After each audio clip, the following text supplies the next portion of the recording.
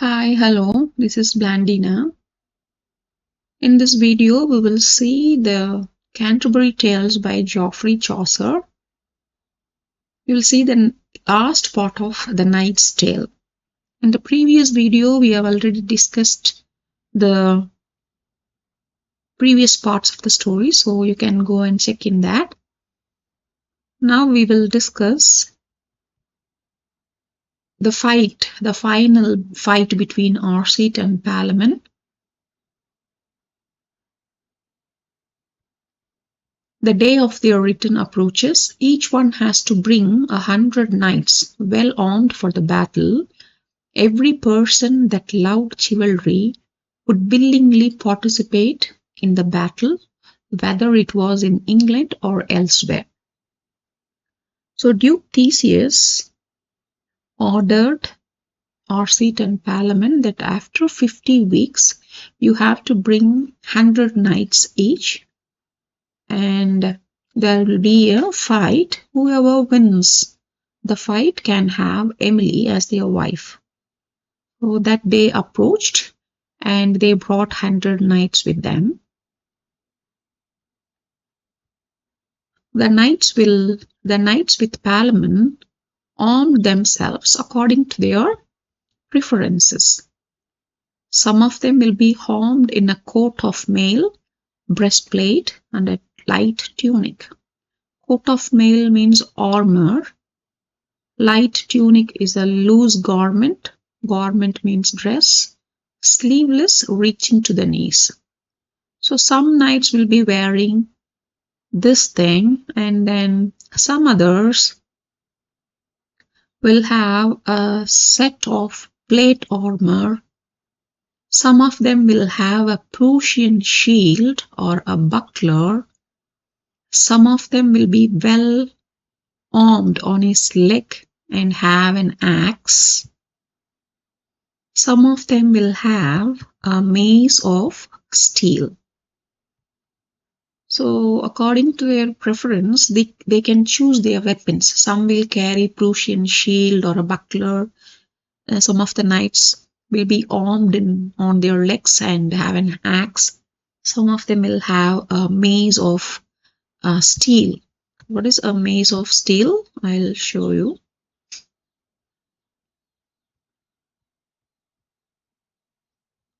Okay. See, this is a mace of steel.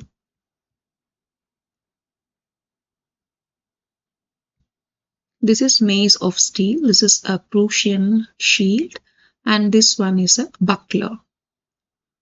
So the knights can choose whatever weapon they want.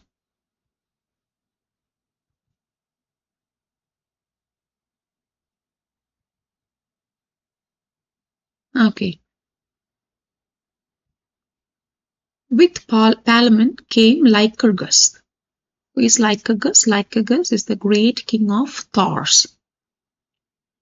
Lycurgus, his beard was black, his face was manly, his eyes glowed between yellow and red, and he looked like a griffin. This griffin is a creature with head and wings of eagle, but Lycurgus is not having wings, but with an eagle's head. So Lycurgus is compared to a griffin. He had a head like an eagle. His shoulders broad, his arms round and long, and he was the fashion in his country. They may ask this, who was the fashion in his country? It was the king Lycurgus, king of Thars. Lycurgus stood high on a chariot of gold. He had a bear's skin, coal black because of his age. His long hair combs behind his back like raven's feather. A raven is a crow. It shone. Shone means it was shining because of its blackness. So the hair of Lycurgus was compared to a raven's feather, and it was shining of its blackness. A wreath of gold, thick as an arm, upon his head, set full of bright stones of rubies and of diamonds. So his wreath was filled with stones of rubies and of diamonds. There were 20 and more white wolf hounds to hunt for the lion or the deer. He had 100 lords in his company. So Lycurgus brought 20 and more white wolf hounds to hunt for the lion or the deer. Not only that, with him 100 lords accompanied his journey. Next, with Orseid came the great king Emetrius. Emetrius is the king of India. He covered in cloth of gold, well decorated, came riding like the god of arms. Who is god of arms? God of arms is Mars. So King Emetrius is compared to Mars. His tunic with his coat of arms was of Tarshiya, that is Turkestan. Tunic is, we already saw, it's a dress, sleeveless dress. It was from the place called Tarshiya. It was adorned. Adorned means decorated with big round white pearls. His saddle is a seat on the back of a horse. His seat also decorated with pure gold. A short cloak. Cloak means a dress or a piece of cloth hanging upon his shoulders, had brimful. Brimful means full of red rubies that was sparkling like fire. His curly hair was like rings that was yellow and glittered like the sun. So Emetrius' hair is compared to the sun, and Lycurgus' hair was compared to the raven. A few freckles. Freckles means a small pale brown spot where in his face he looked like a lion, and his age at 5 and 20. So King Emetrius was 25 years old. Next, his voice was like a trumpet thundering. Upon his head he wore a green laurel, a fresh garland. He carried a tamed eagle, white as lily. He had 100 lords with him, all armed except for their heads. So he carried a tamed eagle, white as lily. Lycurgus had white wolfhounds, more than 20 and more white wolfhounds. So all of them gathered in the city. So all came to the city on Sunday about 9 a.m. Duke Theseus provided them lodging according to their rank. He feasts, entertains, and honors them. The Sunday night before the dawn, Parliament heard the lark sang 2 hours earlier. He went to Cytherea and knelt and prayed. So Parliament couldn't sleep that night. So it was 2 hours more to the dawn. He woke up and went to the temple of Venus, that is Cytherea, and he started praying.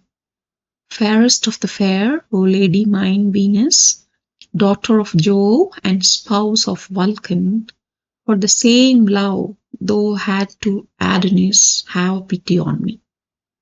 So Venus is the daughter of Jove and the spouse of Vulcan. Spouse means wife of Vulcan. Palamon says, even though Venus was married, she loved Adonis. So you know the pain of love. So the same way I am also in love, have pity on me. And he says that I'm not asking victory tomorrow. I'm not asking to have victory tomorrow. Let me have Emily in my possession. It is true that Mars is god of arms, but your power is so great in heaven. I will do sacrifice and kindle fires. If not, let me die with a spear that Arcite stabbed through my heart. The statue of Venus shook and made a sign. He understood that his prayer was accepted. So Palamon is praying to God Venus, saying that let me have Emily. I am not asking victory tomorrow. Let me have Emily. If not, let me die with the spear of Arcite. So the statue of Venus shook and made a sign. Palamon understood that his prayer was accepted. After that, Emily woke up and she went to the temple of Diana. At the third planetary hour after Palamon, Emily rose up and went to the temple of Diana. Emily's maidens, servants, had the fire, incense. Incense means some sweet smelling sticks, and cloth needed for the sacrifice. Emily kindled 2 fires on the altar and she started praying. O chaste goddess of the green woods, queen of the dark and low reign of Pluto, keep me from thy vengeance, keep me from your anger, which Actaeon paid for cruelly. We already saw this Actaeon story. So she says, I want to be a maiden. I want to be single in all my life. I don't want to be a lover, a wife, or a mother. I do not desire the company of man. Please send love and peace between Palamon and Arcite and turn away their hearts from me. So this is her first prayer. She prays that I want to be a maiden. I want to be single. I don't want to marry anyone. So send peace and love between Palamon and Arcite. And then she prays, if it is not possible, send me the one who loves me the most. One of the fires quenched. So she was frightened and began to cry because one of the fire was quenched. She maybe thought it may be a bad omen, and she started crying. So Diana appeared like a huntress with bow in hand. It was confirmed that you will be wedded to one of those. I can't tell which one. I can't stay no longer. Goddess Diana vanished, disappeared. So Diana appeared before Emily and said, you're not going to be a maiden. You have to marry one of those 2 Thebans. I can't tell which one, and I cannot stay no longer. She says this and she disappeared. Next, Arcite. Arcite walked into the temple of Mars to do his sacrifice. O strong God, that in the cold rains all the controls of arms in thy land, when thou enjoyed the beauty of fair and fresh Venus the noble, and had her in arms as you wished. When Vulcan had caught thee in his snare, and found thee lying by his wife, alas, for that same sorrow that was in my heat, have pity on me. So both of them are actually blackmailing the goddess of Venus and the god of Mars. Arcite is saying that you know the pain of love because you loved Venus and you caught by Venus' husband Vulcan. So I too have the same pain, so have pity on me. See the Vulcan story. What is the Vulcan story and the snare and all? Vulcan discovering the adultery of his wife Venus and a lover Mars. Vulcan made an iron net to catch them in bed and expose publicly to other gods. So Venus is the wife of Vulcan, but Venus loved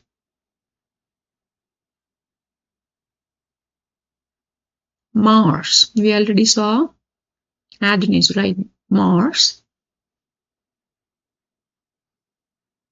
And Vulcan discovered that and they want to catch them both in act.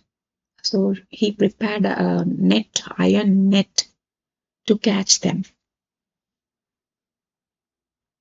So Arcite saying all these things, you too know the pain of love. I am also in love, so please help me. And he says, with my strength I cannot. Help me, Lord, tomorrow in my battle so that I have the victory. And he says, mine be the labor and thine be the thine be the glory. See the prayers of these knights. Palamon asked for Emily and Arcite asked for the victory in the battle. And Arcite says, I never razored, that is, I never cut and injured my beard and hair that hangs down. I will give this to you. If I win in the battle, I will sacrifice my beard and hair to you.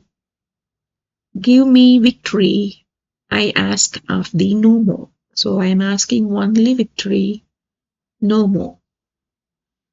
The rings hung on the temple doors clattered. It made noise very fast. The fire on the altar burnt brightly, and it began to illuminate all the temple, brighten all the temple. He heard a murmuring, very low, said thus victory. So he heard a sound, low murmuring sound that says, yours is the victory. So Arcite was very happy and he returned to his place as happy as a fowl is for the bright sun. Fowl means bird. So Arcite returned to his place as happy as a fowl is for the bright sun. So they all prayed and returned to their places. Now in heaven there is an argument going. There is an argument between Mars and Venus. In heaven there was a conflict between Venus and Mars. It was hard for Jupiter to stop them, so they were arguing. Jupiter cannot control them anymore. Saturn came there. Saturn, who knew many old adventures, and from his experience, he found a plan. And Saturn said, Palamon shall have his lady as promised, Mars shall help his knight. So the decision was made by Saturn. There was a great feast in Athens that day.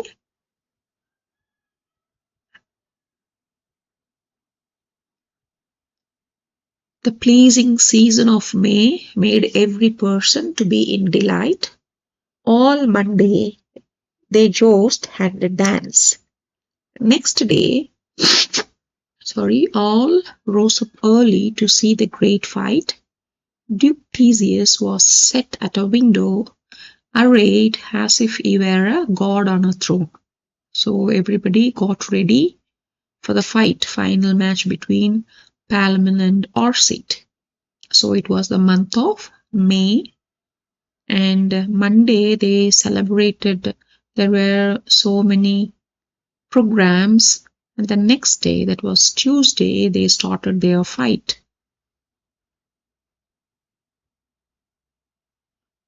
So both the knights entering into the arena. On west through the gates under Mars, Arcite and his knights entered with a red banner. So west side is the temple of Mars. So you can remember in this way, if you make it upside down, it is M. So west side, Mars and Arcite. So this will be a little confusing, which side and which knight. So to make it easy, west side, the temple of Mars, and then see there is an A, Arcite enters with the red banner. Then Palamon enters the east side. Palamon entered the east side with white banner. We already know that Palamon is not interested in the victory. So his banner was white. And Arcite is very much in need of victory in the battle. So the banner is red in color. They have started their battle, and the spears spring up 20 feet high, 20 feet on height. So they are comparing. There was no tiger in the valley of Galgapy. The other name is Gargaphia. When a whelp means cub, is stolen, so cruel on the hunt as is Arcite. He was jealous upon Palamon. We already saw that whenever Arcite is compared, he is compared to a tiger.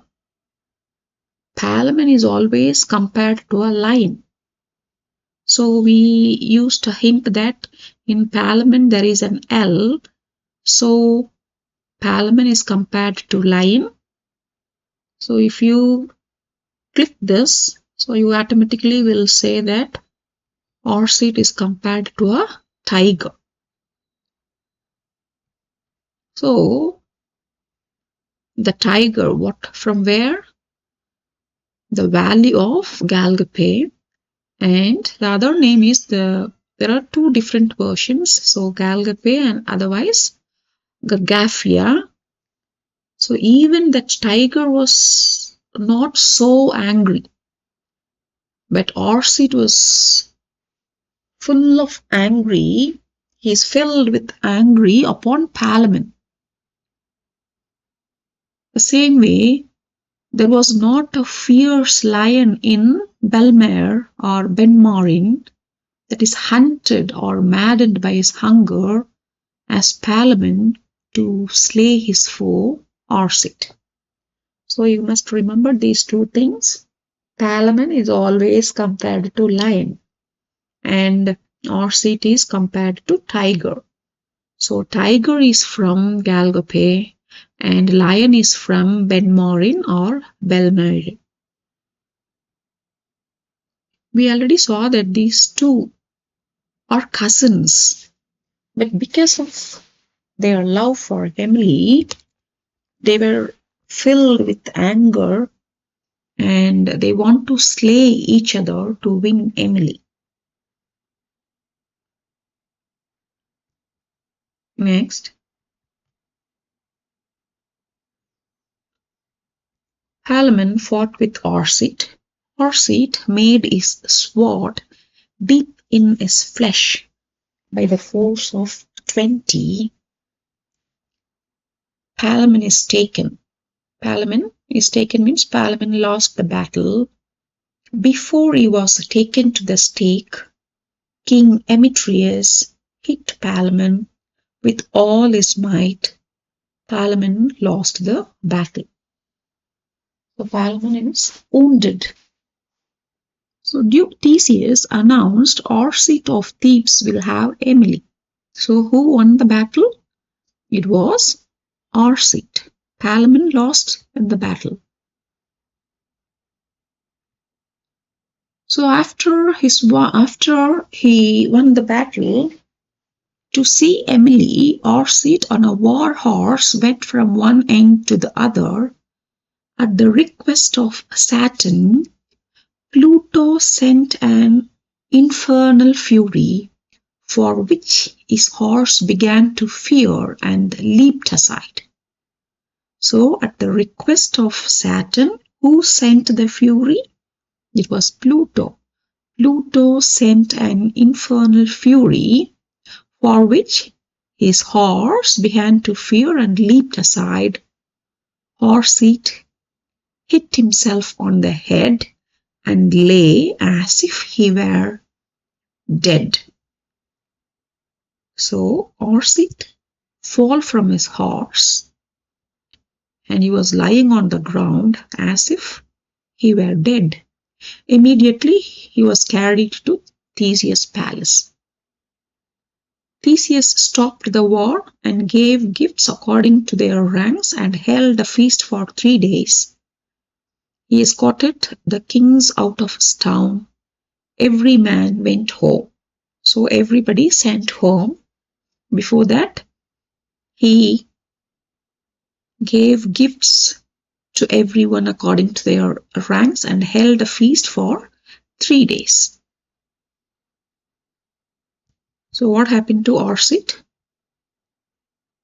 Arcite's breast swells and the pain increases. The pipes of his lungs began to swell. He asked Emily to marry Palamon. So the last words of Arcite, mercy, Emily. So everybody wept for this Theban knight. Who is the Theban knight? Arcite. Everybody wept for Arcite, both child and man.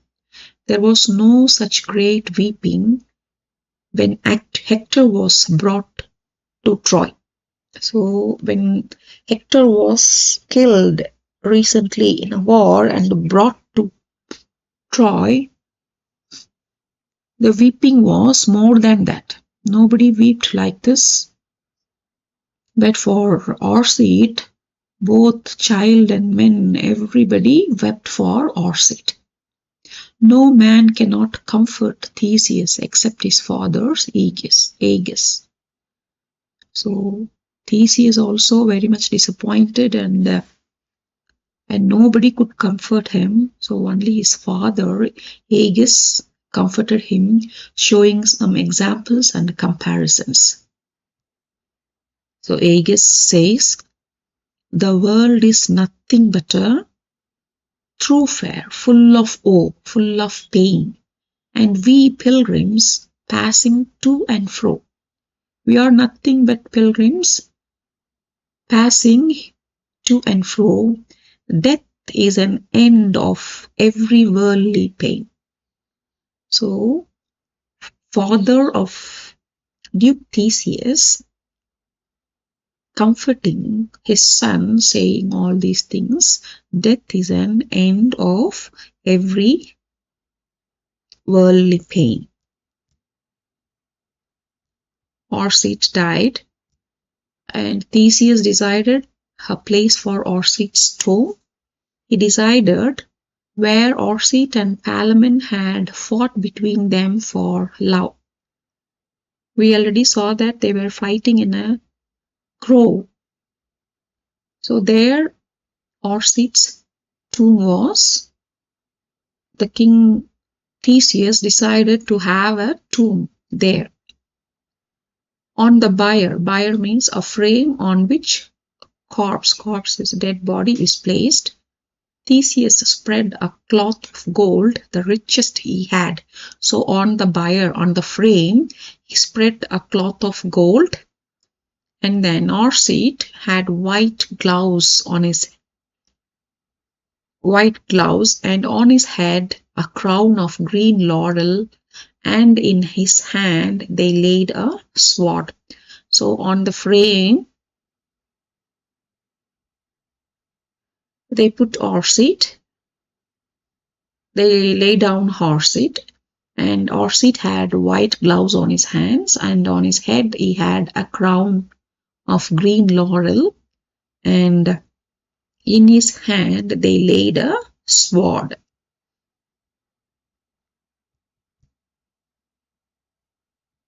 Palamon with black clothes. Palamon and Emily entered the hall. Duke Theseus brought 3 steeds. Steeds means horse. Upon it one sat and carried Arcite's shield. Another held his spear upright in his hands. The third carried with him his Turkish bow. They rode slowly toward the grave.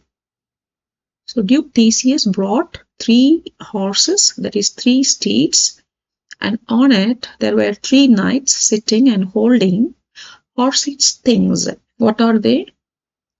First knight carried Arcite's shield, second one his spear, and the third one his Turkish bow. When they were walking towards the grave, right hand side went old Aegus, on the other side Duke Theseus, both of them carrying vessels of pure gold in their hands, full of honey, milk, blood, and wine.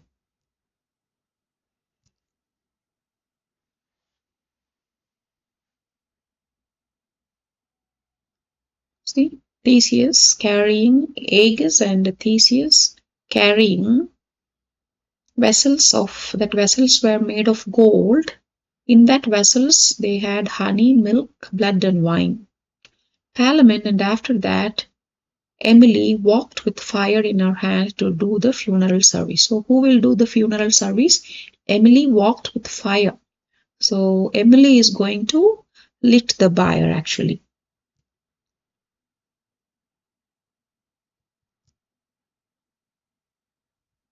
Next, the boughs were so broad. The boughs were so broad, 20 fathom breadth. So the boughs were, breadth of the boughs were 20 fathom. Emily lighted the fire. So some of the knights threw their shields, some spears, and cups full of wine, milk and honey and blood were thrown into the fire. So all these things were thrown into the fire because the fire will lit aggressively. So that's why they are throwing these things, wine, milk, honey, and blood. After some time, so the funeral was over. So after some gap, it was not mentioned, Duke Theseus ordered a knight to bring Palamon and Emily. Emily marries Palamon. So at the end, Emily marries Parliament. So according to their prayer, their wishes were granted. See, Parliament prayed for Emily. He had Emily. Arcite prayed victory, and he won in the battle actually.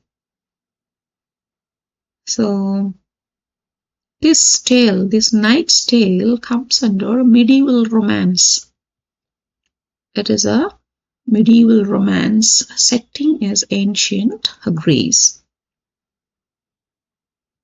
So these are the pictures. We already saw that. The weapons carried by the knights: mace of steel, Prussian shield, and buckler. So thus ends the knight's story. Thank you for watching. We will meet in the next video.